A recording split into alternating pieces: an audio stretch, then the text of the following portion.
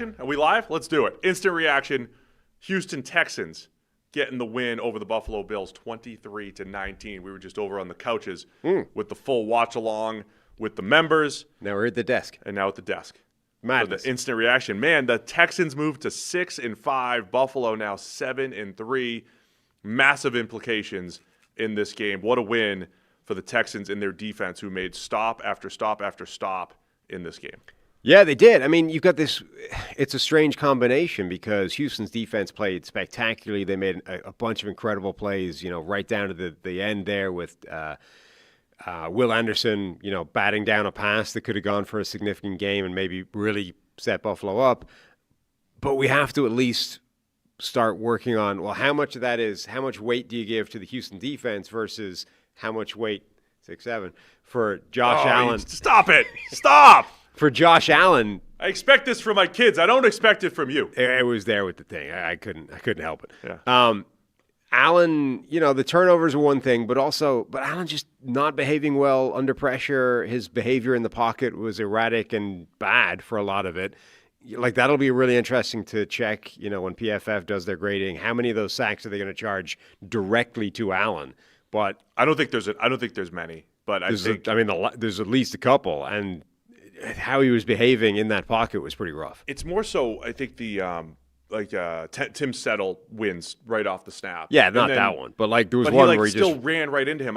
Josh Allen's, I'm calling it his pocket compass, is off in this game. The compass is off. He doesn't know where north is. He's turning left when he's supposed to turn right. He's not an ambi-turner. Everything's off. Not an ambi-turner. On Josh Allen right now in the pocket. And I don't know. Listen, let's just start with this. Full credit to the Houston Texans, their defense. What happens when you play a great defense and you have the ability to create pressure on any given snap like Houston does, it turns into what Josh Allen started doing, right? It's like if the first read wasn't there, and let's face it, Josh Allen doesn't have a whole lot of first read. It's certainly not outside the numbers type of winners, the way their receiving core is, especially not against this secondary. When the first read wasn't there, he's dropping his eyes. He was dropping his eyes a lot. And look, Josh Allen's gone away with that throughout his career. You can drop your eyes, you can scramble around, but this is an athletic defense. I don't think there's any trust in his receivers that if the first read isn't there, who am I throwing it up to? Who am I giving a chance to make a play? So Josh Allen says, I'm going to make a play. And he's running around in circles, taking an 18-yard sack. And that's what Houston's defense did to him. And then Allen, I think, just continued to get worse and worse.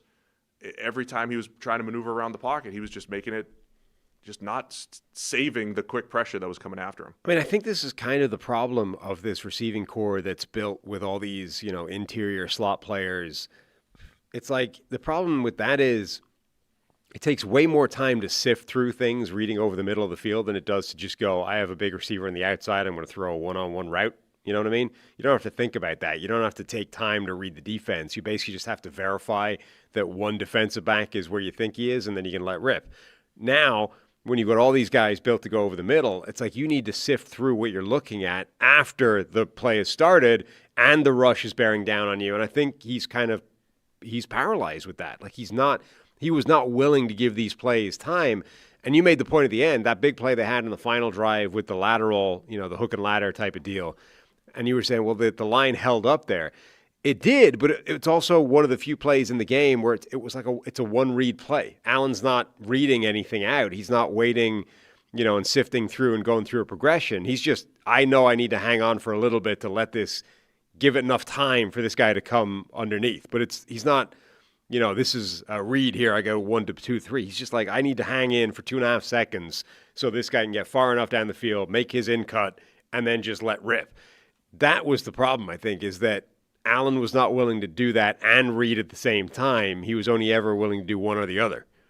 Incredible overall performance by the Texans defense, though. And that the hook and ladder, that had a chance to be a legendary play for the Bills, saving their season, and it was a great play.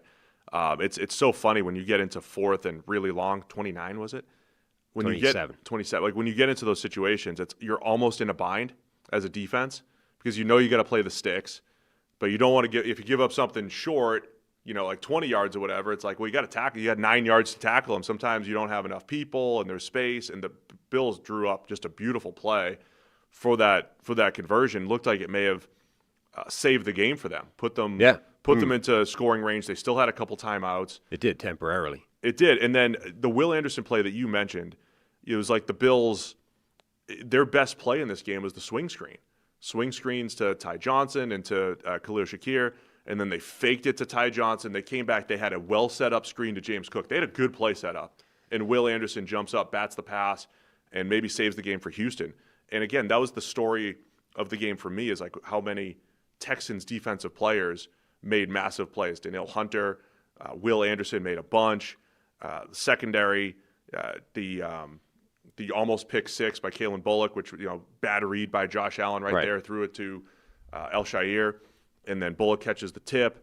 So the Texans defense just made a ton of huge plays, but that Will Anderson batted pass really stands out to me. That was huge. That's the game. Gain. That's potentially a game-saving play for them. Buffalo, for the third straight drive was driving, needing a touchdown, and this was the one where they couldn't do anything but go for it every down. That was a play that at least was going to get significant positive yardage and maybe be a complete scoring play. And Anderson, he got close to picking it off as well. He did. Got up there, got his hands on it, stopped it being complete, and almost picked it off. Look, Will Anderson was amazing in the game. Danielle Hunter was amazing in the game. Tim Settle had a really good game. Some players on the back end as well. The Buffalo offensive line got really banged up over the course of this game. Spencer Brown looked like he was being held together by duct tape, eventually got taken out of the game. Deion Dawkins went out of the game for a period, came back.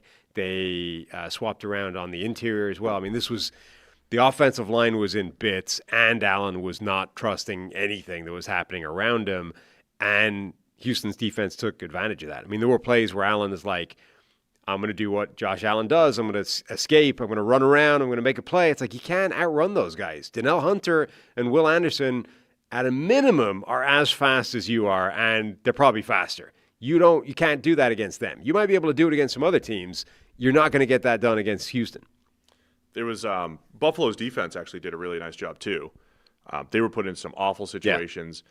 They had several 3-and-outs, 4-and-outs. Their red zone defense must have been pretty spectacular. Yeah, they were able to keep this close. And don't forget, Bills scored a touchdown on a kickoff return for a touchdown. So the offense really did not do well at all. You held a Josh Allen offense. And I bring up number of possessions a lot because when you're watching this game, it's like, man, the Bills have another chance. Like the Texans had like a 1-minute drive in the fourth quarter after the Texans defense makes a big stop. Texans offense goes 3-and-out. And then the defense is right back out there again. And so the Bills had 11 possessions and scored 12 points offensively. That is an incredible defensive outing. It's a lot like what Houston did against Seattle on Monday Night Football, where they just kept giving their offense more opportunities, and C.J. Stroud that night was unable to capitalize, throwing picks and missing receivers down the field. But the Texans continued to give them opportunities. This Texans offense, I thought they did some nice things early. Davis Mills was okay. They were unable to get anything going in the second half. So there was just continuous pressure on their defense to keep making stops. And, they really did. They kicked just one field goal in the second half, and that was it. But the defense was the story, I think, for Houston. The offense was good enough. Like, it's okay under Davis Mills. I don't think it's better than with C.J. Stroud under center, but I think Davis Mills has held it down well enough, given the situations here. Yeah, their offense was okay. The Buffalo's defense between the 20s is pretty terrible, but in the red zone, it was genuinely good.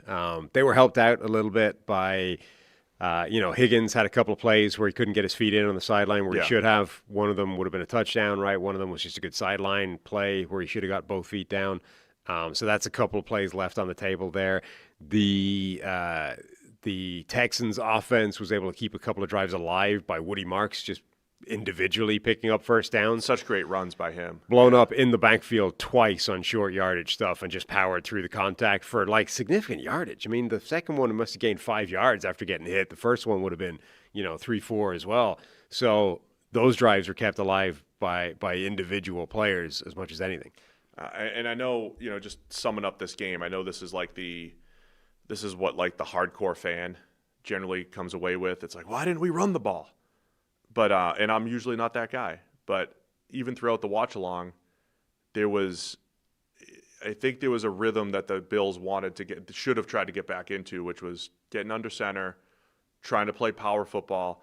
And it's not even that the Texans can't stop that, right? They had that 4th and 1, but they just ran right up the gut and it got blown up. It's not like their defensive tackles are bad, but if you're choosing between, let's have Josh Allen, who's already feeling the rush, right? He's not handling the rush well. The game's getting out of hand for what we want it to be if you're the Bills, as far as the way Josh Allen's reacting to pressure, to drop back like 45 times. James Cook finishes with 17 carries. The first big one was a 45-yarder on 3rd and 1 that he takes to the house. It just felt like they could have slowed things down a little bit and done a little. I usually don't. I'm not an advocate for, running on 1st and 2nd down more often. But in the Bills' case, I felt like they could have gotten back under center, get the big boys out there, and tried to play a little bit more power football because the speed of the Texans was killing them. And I also think that's the way, instead of letting Josh Allen try and be Superman in the pass game where he's pressing too much and things are melting down in this game, use him in the run game if you want to keep him. Like, if you want to keep Josh Allen being the reason that this offense is working, start running some zone read stuff with James Cook and Josh Allen. Hand it off to James Cook most of the time, but if they're not respecting it at all, let Josh Allen scamper around the corner for 15 yards on his own before they respect that part of the game. Tap into that. I mean, even with getting stuffed a few times, James Cook still averaged almost 7 yards per attempt in this game, and he was averaging 10 at one point. Like, yeah, I agree.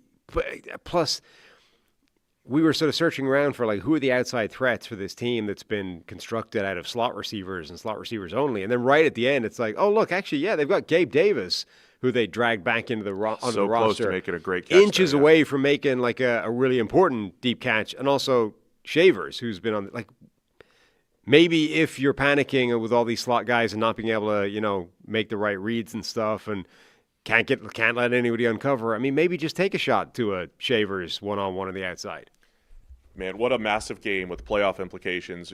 We talked through a lot with our members on the watch along, but when you look at the Chiefs at 5-5 and the Ravens at 5-5, the Steelers at 6-4, this means a lot to those teams, right? The Steelers or Ravens, whoever wins the North, the other team's fighting for the wild card now. Kansas City is going to play the Texans on Christmas night, and they're battling for wild card spots now.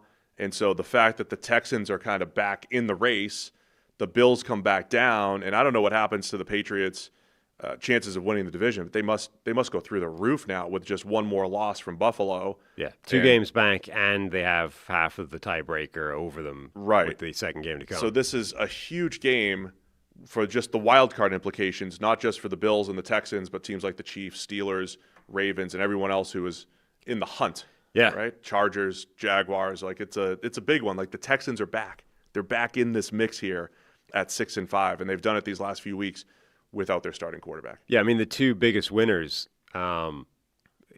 Houston and New England from this game. Two biggest losers, Buffalo and maybe Kansas City, in terms of what it does to them. Baltimore, I think, still have the easiest route in terms of they can just win the division. Right. But Kansas City, we've already talked about, they need some help from where they are. We still like their chances because they're still the Chiefs and they can still go on a run and beat pretty much anybody. But you're now a game back from Houston in that wild card spot, who is themselves half a game back from Jacksonville. It got tougher for Kansas City based off this result. People are asking if Harry took Houston. No, he did not. We all took Buffalo. I was the one who talked myself out of Houston. You did. Last second. You, the Houston believer, bailed on it. All 0-1. All right. For fear of being too reactionary and shouty-showy, I did talk a little bit on the broadcast tonight. I said, look, if Allen's down a little bit and Mahomes is down a little bit and Lamar's down a little bit, and we don't even know if some of those guys are going to be in the playoffs now, the way things are going. Yeah. Wide open in the AFC. The Texans' defense playing as well as any defense in the league, and we've got some of these, the Broncos, the Seahawks, the Rams playing some high-end defense.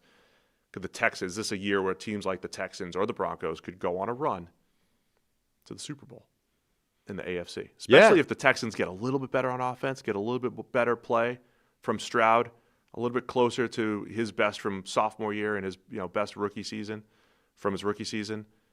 Texans defense is fierce, man. Can they go on a little run here? I think it's wide open. I think any team pretty much now any team, in the running can go on a run, and the Super Bowl is absolutely wide open to me this year. According to PFF and Timo Riska, the Texans jump up to a 55% chance of making the playoffs with this win.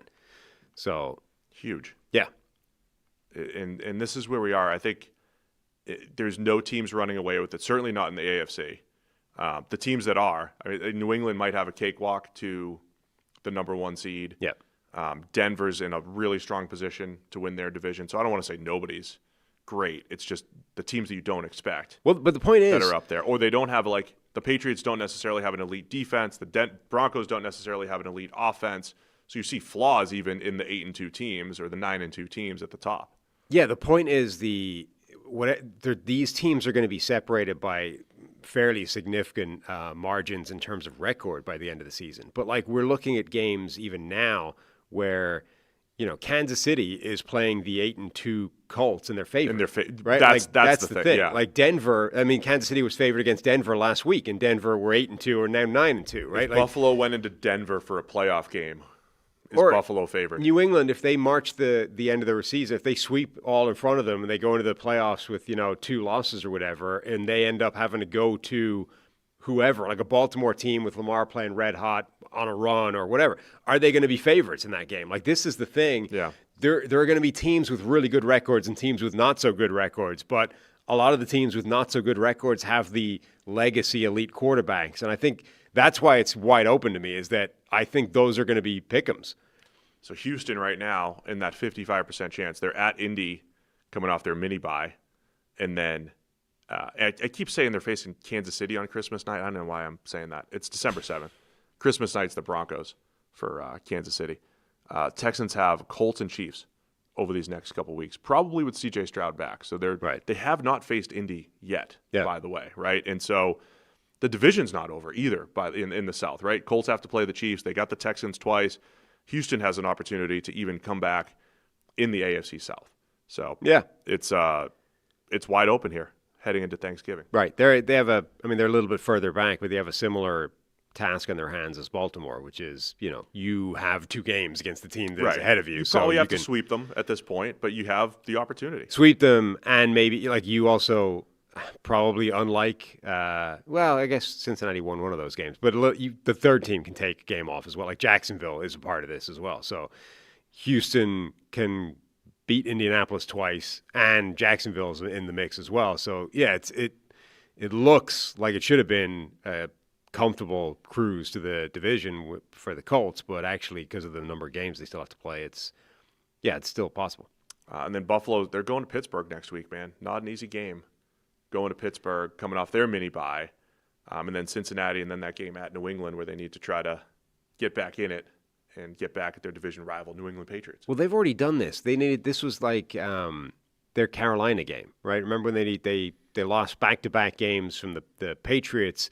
You're like, okay, that was a little weird, right? You turn the ball over a bunch.